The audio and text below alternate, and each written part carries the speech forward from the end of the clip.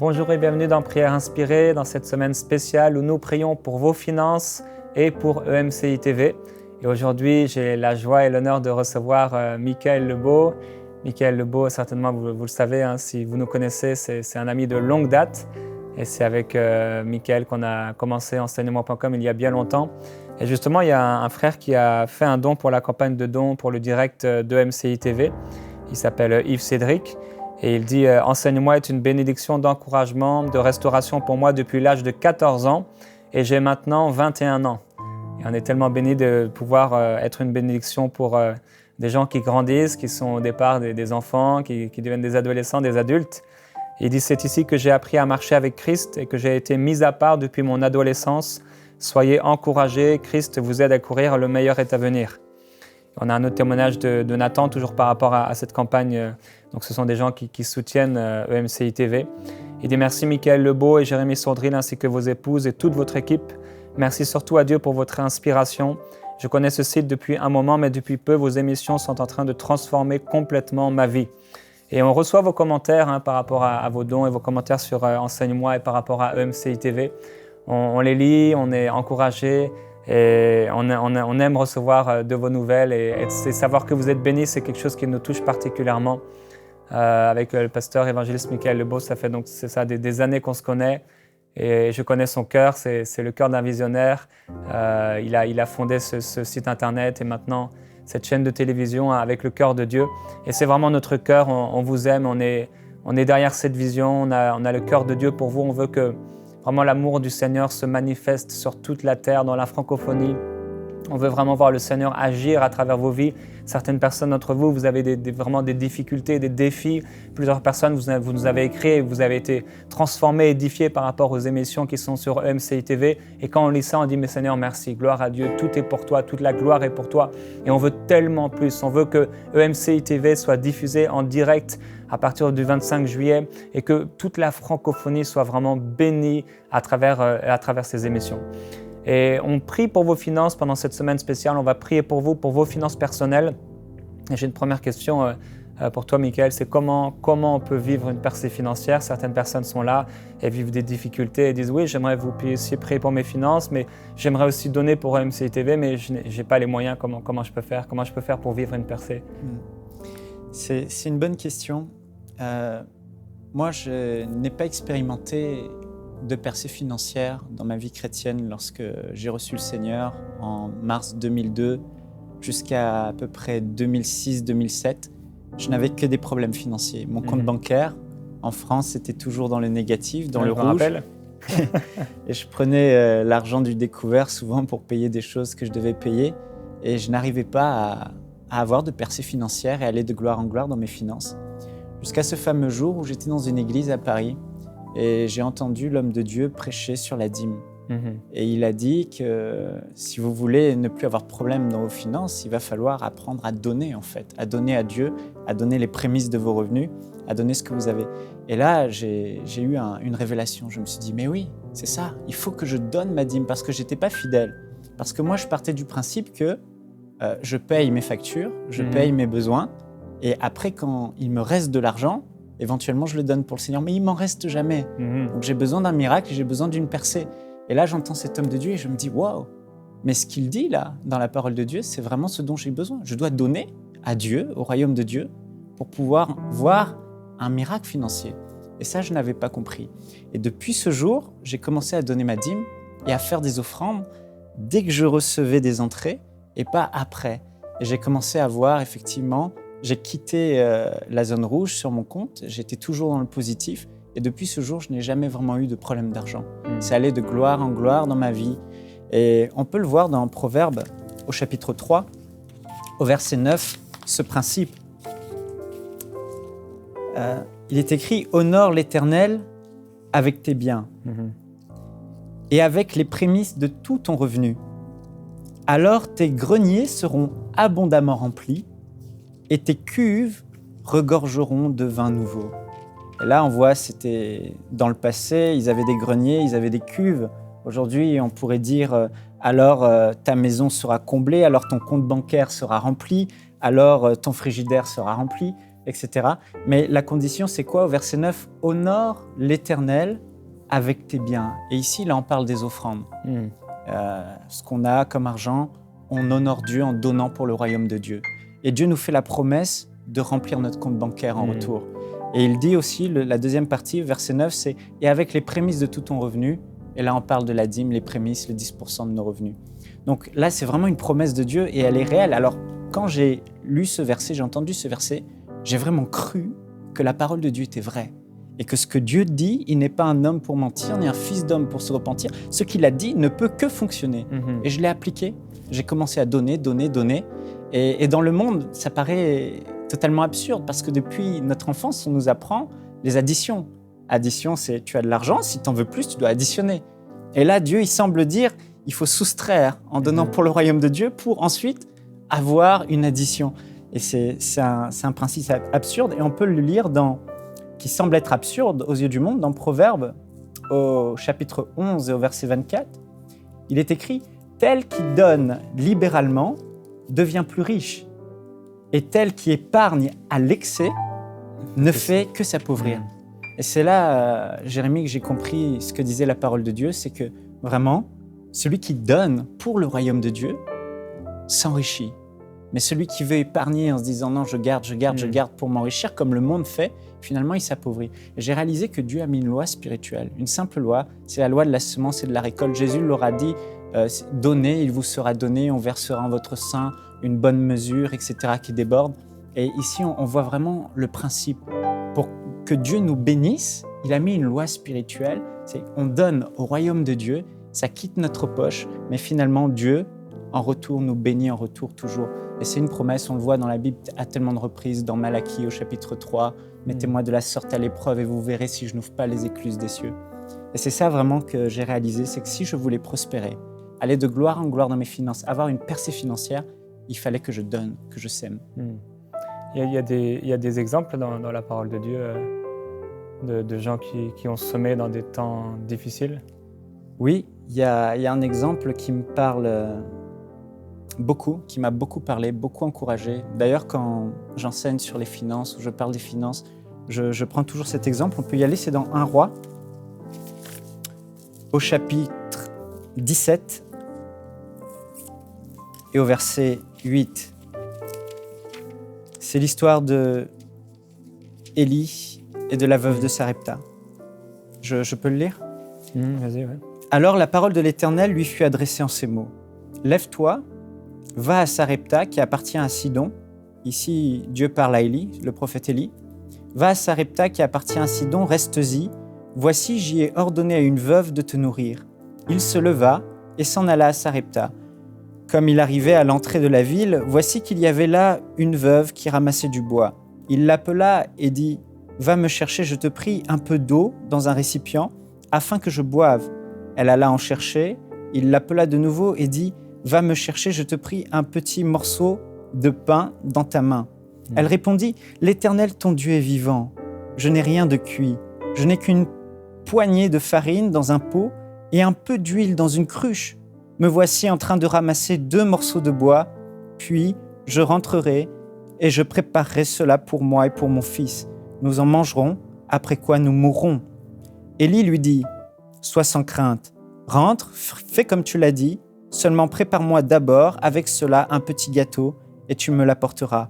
Tu en feras ensuite pour toi et pour ton fils, car ainsi parle l'Éternel, le Dieu d'Israël. Le pot de farine ne s'épuisera pas et la cruche d'huile ne se videra pas, jusqu'au jour où l'Éternel enverra la pluie sur la surface du sol. » Elle alla faire selon la parole d'Élie, et pendant longtemps, elle eut de quoi manger, elle et sa famille, ainsi que lui. Le pot de farine ne s'épuisa pas et la cruche d'huile ne se vida pas, selon la parole que l'Éternel avait dite par l'intermédiaire d'Élie. Et cette histoire, vraiment, elle m'a beaucoup parlé. Parce que cette femme, déjà, elle n'était pas en Israël, c'était pas une veuve d'Israël, c'était une étrangère à Sarepta. Et on voit que Élie est le prophète de Dieu, celui qui représente le royaume de Dieu. Et on voit dans cette histoire qu'il y a un besoin. Le royaume de Dieu a besoin de provision parce que pendant 3 ans et 6 mois, il y a eu une grande famine sur la terre, une grande sécheresse. Le courant d'eau était à sec, les corbeaux venaient nourrir Élie près du torrent, mais là, il n'y avait plus d'eau, il fallait que Élie ait une provision surnaturelle. Et Jésus va reparler de ce passage à un moment donné dans les évangiles, et il va dire il y avait beaucoup de veuves en Israël. Certains étaient même très riches, peut-être, mais pendant ce temps de sécheresse, vers qui le prophète a été envoyé? Vers une veuve qui n'était pas une juive en Israël, mais vers une veuve à Sarepta. Et ici, on voit que le royaume de Dieu avait besoin de provision, et dans la pensée de Dieu, c'était à un homme de pourvoir à la provision pour Élie. Dieu avait voulu que ce soit l'homme qui pourvoit. Et on voit aujourd'hui dans le monde chrétien, le royaume de Dieu, que c'est la même chose. Dieu veut utiliser son peuple pour pourvoir aux besoins du royaume de Dieu. Et là, au lieu d'envoyer Élie vers une veuve d'Israël, Dieu va envoyer Élie vers la veuve de Sarepta. Et pourquoi ? Et on voit dans ce passage où Jésus parle, il dit que c'est un temps d'incrédulité où vous me direz « médecin, guéris-toi toi-même ». Il dit « aucun prophète n'est bien reçu dans sa propre patrie ». Et en réalité, Jésus veut montrer par là qu'il y a beaucoup de gens qui sont dans le royaume de Dieu, beaucoup de gens qui sont en Israël, mais ils ne sont pas attentifs à la voix de Dieu et leur cœur n'est pas prêt à faire des sacrifices et à obéir à la voix de Dieu. Mais Dieu avait vu cette veuve à Sarepta et il savait qu'en ordonnant à cette veuve de nourrir Élie et de prendre soin et de donner pour le royaume de Dieu, cette veuve l'aurait fait. Et Dieu voulait une chose, pourvoir aux besoins du royaume de Dieu. Et la deuxième chose, c'est qu'il voulait bénir aussi cette femme en retour. Mais c'est là qu'on voit, il y a beaucoup de gens, et on est dans une campagne de dons, on voit par exemple, on a des milliers de gens qui sont là connectés tous les jours, des milliers de gens qui écoutent la parole de Dieu, qui sont bénis, mais on voit qu'il y en a beaucoup qui ne donnent pas, la majorité ne donne pas, il n'y a qu'une petite poignée de personnes qui donnent. Et là, c'est vraiment important de réaliser que parfois, le royaume de Dieu a des besoins, Élie avait des besoins, mais tout le monde n'était pas prêt à prendre son argent, à prendre son nécessaire et à faire un sacrifice pour donner au royaume de Dieu. Et ce qu'on ne réalise pas, c'est que les gens, et ces veuves vers qui Dieu n'a pas envoyé le prophète Élie, finalement, elles ont été privées d'une grande bénédiction. Et les gens ne réalisent pas qu'ils sont en train, en fermant leur cœur ou en négligeant, ils sont en train de se priver eux-mêmes d'une percée financière. Et Élie a été envoyé vers cette veuve à Sarepta, tout d'abord parce qu'elle avait un cœur qui était prêt à écouter les besoins du royaume de Dieu et à mettre en priorité le royaume de Dieu. Sinon, Dieu aurait envoyé vers une veuve d'Israël, mais ils n'étaient pas prêts à obéir. Parce qu'on était dans un temps de famine, on était dans un temps difficile, il y avait de la sécheresse partout et les gens voulaient un maximum garder pour eux plutôt que pourvoir aux besoins du royaume de Dieu. Ils voulaient garder plutôt que donner. Et Dieu n'a trouvé que cette pauvre veuve. Mais il voulait la bénir et elle a été bénie. C'est ça qui est formidable. Donc, on voit, comme je disais, notre campagne de dons sur le site, elle pourrait être réglée en un jour. En un jour, si simplement tout le monde ne négligeait pas le besoin du royaume de Dieu. Aujourd'hui, on est en train de faire un direct, on va répandre la parole de Dieu partout, des millions d'âmes vont être sauvées au fil des années à travers cette œuvre. Mais les gens, peut-être, sont trop occupés, peut-être, comme ces veuves, là, ils sont dans la famine, je suis moi-même dans le besoin, pourquoi je vais donner ? Mais ils sont en train d'eux-mêmes se priver, en réalité. Et on voit que cette veuve, elle avait un cœur pour le royaume de Dieu. Et Dieu savait que cette veuve allait donner. Et elle avait juste un peu de farine, un peu d'huile dans un pot pour faire un dernier repas. Donc c'était la plus pauvre de toutes les veuves parce qu'elle ferait un dernier repas. Elle disait « après-demain, je vais mourir ». Mais Dieu avait vu son cœur et c'est d'autant plus extraordinaire parce qu'elle avait des projets personnels avec cette farine et ce peu d'huile. Elle voulait s'en servir, c'était une nécessité. Et beaucoup d'entre nous, on a de l'argent de côté sur un compte parce qu'on veut s'acheter une maison, devenir propriétaire, aller en vacances avec notre famille, c'est des moments importants, des choses importantes. Et cette veuve, c'était encore plus important, un dernier repas pour son petit garçon et elle. C'était fini après. Et Élie dit, c'est pas comme ça que ça fonctionne. Prépare-moi d'abord un petit gâteau pour moi. Donne en priorité au royaume de Dieu. Puis tu verras ce que Dieu va faire. Parce que derrière, il y a un principe. C'est que si tu donnes, si tu fais une offrande sacrificielle pour le royaume de Dieu, que tu donnes sur ton nécessaire, que tu oublies tes projets, mais que tu donnes parce que le royaume a besoin. Souviens-toi que je suis le prophète de Dieu. Souviens-toi que je représente le royaume de Dieu et que derrière moi, il y a un grand Dieu qui voit ton cœur, qui voit le sacrifice que tu as fait et qui en retour te bénira. Et on voit que cette veuve a vécu un miracle extraordinaire. Pendant des années, pendant toute la période de famine où d'autres veuves plus riches qu'elle sont mortes finalement, elle a subsisté. Elle a traversé la famine. Elle a été pourvue dans tous ses besoins parce qu'elle a donné pour le royaume de Dieu. Et ça, c'est vraiment extraordinaire. Elle l'a fait et Dieu en retour l'a bénie. Et je crois que la notion de quantité, les gens ne la comprennent pas vraiment. Beaucoup de gens pensent que pour vivre une grande percée financière, il faut donner 10 000, 100 000 dollars, 100 000 euros, ou 10 000 euros, beaucoup. Mais la notion de quantité pour Dieu n'est pas la même que pour nous. Elle a vécu un miracle extraordinaire. Je me souviens de cette veuve qui a donné dans le tronc lorsque Jésus faisait des offrandes. Et elle est venue et il y avait des hommes riches qui mettaient beaucoup d'argent. Mais le regard de Jésus s'est arrêté sur une pauvre veuve qui a mis juste une pièce. Mais sa pièce, c'était son nécessaire. Donc elle a donné sur ce qui était vital pour elle, s'exposant à la foi, un acte de foi, de dépendance envers Dieu. Et Jésus a dit, elle a donné plus que les autres. Et cette veuve de Sarepta, elle a donné son nécessaire et elle a donné plus que les autres. Et je crois que quand on fait une offrande sacrificielle, qu'on donne à Dieu quelque chose qui nous coûte pour son royaume, on est en train d'envoyer un message très simple à Dieu. Seigneur, je t'aime de tout mon cœur. Je ne veux pas laisser cette histoire s'écrire sans moi. Je ne veux pas passer à côté de cette opportunité de donner pour le royaume de Dieu. Alors je te fais confiance. Le reste, ma vie, la suite, c'est toi. Et elle a donné sur son nécessaire et elle a vécu un grand miracle. Et pour finir, je voudrais juste dire cette histoire de Salomon.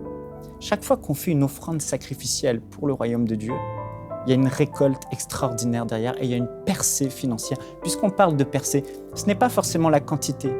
Donner 50 euros pour quelqu'un, c'est peut-être plus que quelqu'un qui donnera 5 000 euros. Ou peut-être pour d'autres, donner 2 000 euros, c'est énorme et c'est un sacrifice qu'ils font. Peut-être que pour d'autres, c'est 10 000 euros. Peu importe. Mais quand on donne quelque chose qui nous coûte, comme Salomon l'a fait, il avait reçu ce principe de son père David qui lui-même l'avait fait. Et quand il avait eu cette mentalité d'offrir à Dieu quelque chose qui le coûte, il a dit, ce soir-là, il a offert 1000 holocaustes à Dieu cette journée-là. Ça lui a pris toute la journée à offrir ces 1000 sacrifices sous l'Ancienne Alliance.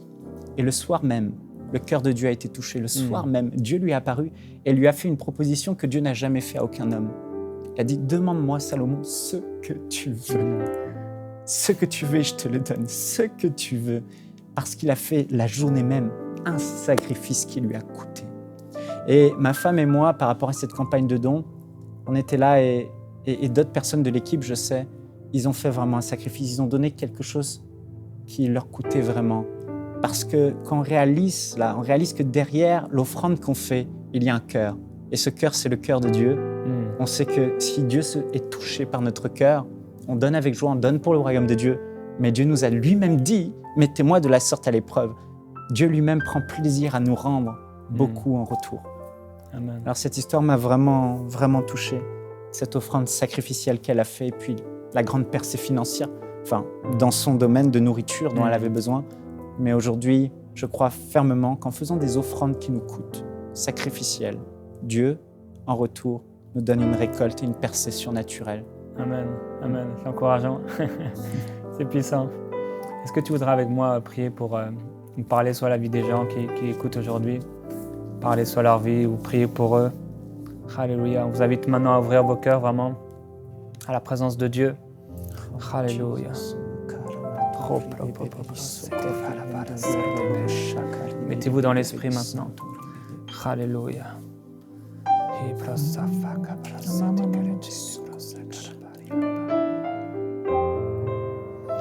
Oh Jésus-Christ, je t'adore.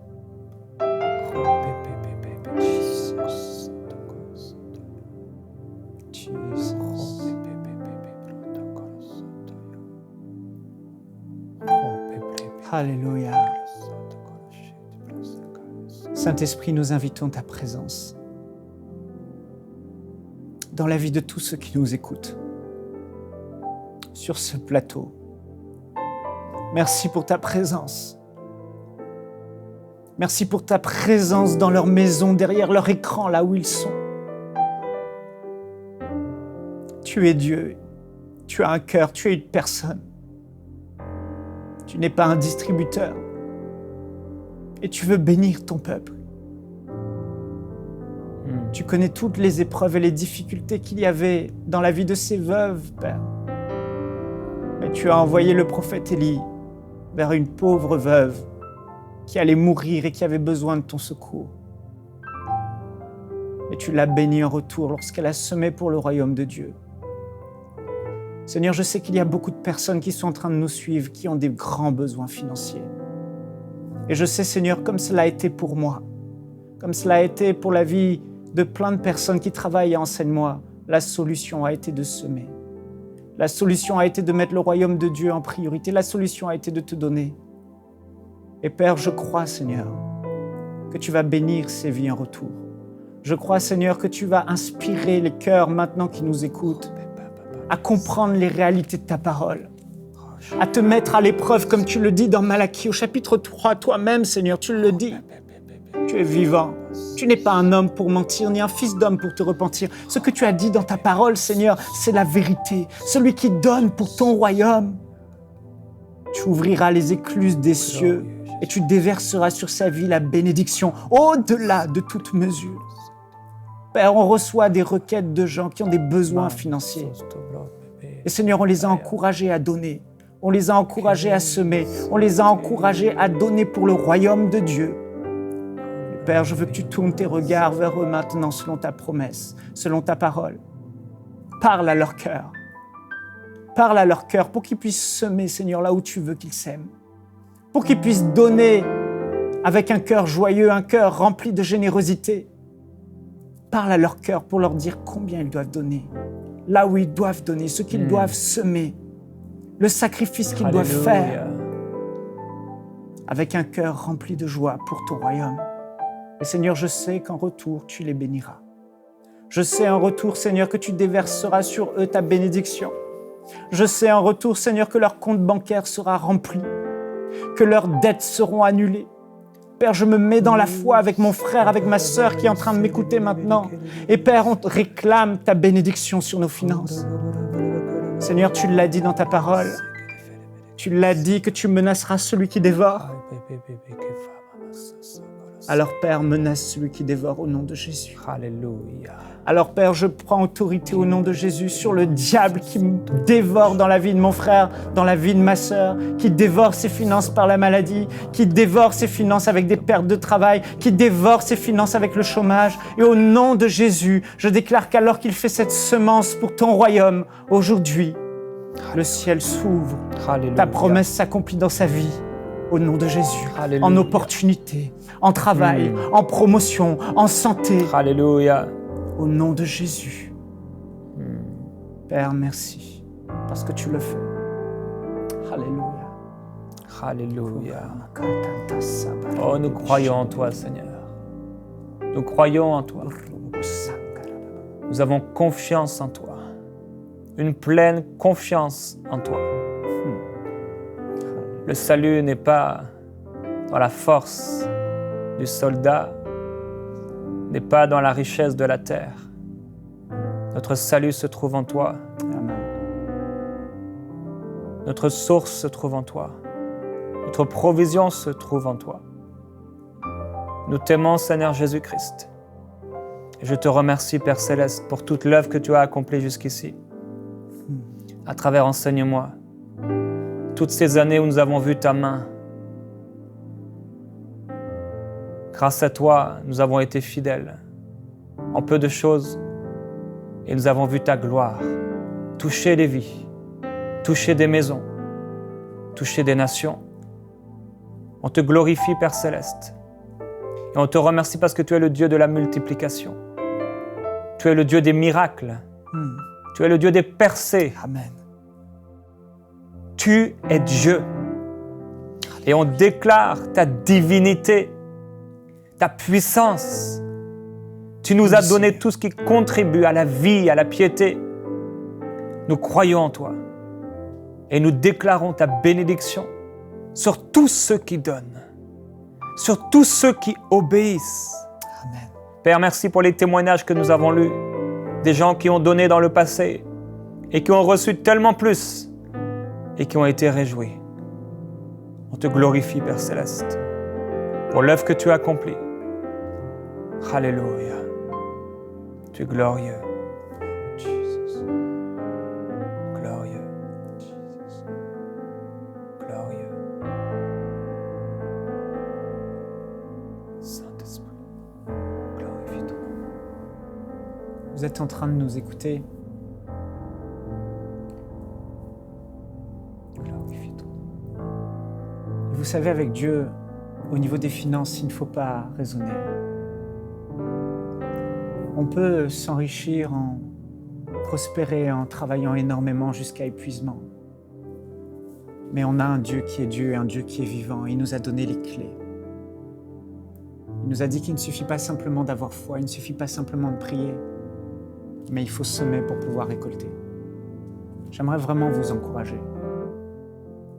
Semez pour le royaume de Dieu. Mettez le royaume de Dieu en priorité. Faites-le pour le royaume de Dieu et attendez-vous à une récolte pour votre propre vie, parce que le Seigneur lui-même veut vous encourager en disant « Mettez-moi de la sorte à l'épreuve et vous verrez, si moi, Dieu, je n'ouvre pas les écluses des cieux pour vous et je ne déverse pas sur votre vie la bénédiction. » Vous savez, frères et sœurs, avant qu'on démarre cette campagne du direct de MCI TV, j'ai reçu sur mon cœur qu'il allait avoir des offrandes sacrificielles pour cette campagne. Des personnes qui allaient semer des choses qui leur coûtent, une semence qui leur coûte, et qu'ils allaient avoir une récolte surnaturelle de la part de Dieu. Je ne vous dis pas ça pour essayer de vous convaincre ou quoi que ce soit. Je crois fermement que c'est ce que l'Esprit de Dieu m'a dit et que plusieurs d'entre vous, vous devez prendre la décision de semer pour le royaume de Dieu une offrande qui vous coûte. J'ai partagé cela à l'équipe et des personnes de l'équipe ont vraiment semé une offrande qui leur ont coûté. Quand j'ai vu ce que l'équipe d'enseignement a donné pour cette campagne du direct, j'ai fait « Waouh !» Ça m'a vraiment touché. Ça m'a challengé moi-même à donner encore plus. Il y a quelque chose de profond derrière la parole de Dieu. Il faut la croire. Il faut que vous croyiez en ce que Dieu a dit et que vous mettez Dieu lui-même à l'épreuve. Si l'offrande de Salomon a touché le cœur de Dieu, si l'offrande de cette pauvre veuve de Sarepta a touché le cœur de Dieu, si l'offrande du roi David a touché le cœur de Dieu, c'est parce qu'ils ont offert quelque chose qui leur coûtait. Alors je vous encourage aujourd'hui, donnez au Seigneur. Donnez au Seigneur ce que vous avez sur le cœur. Soyez bénis. Alléluia. Merci Michael d'avoir été avec nous dans cette émission Prière inspirée.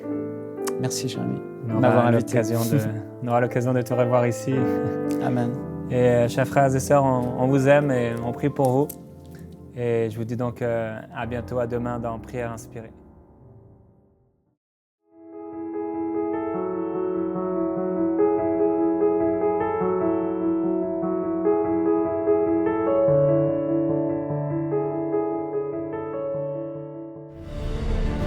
Envoyez-nous vos sujets de prière à prière@enseigne-moi.com.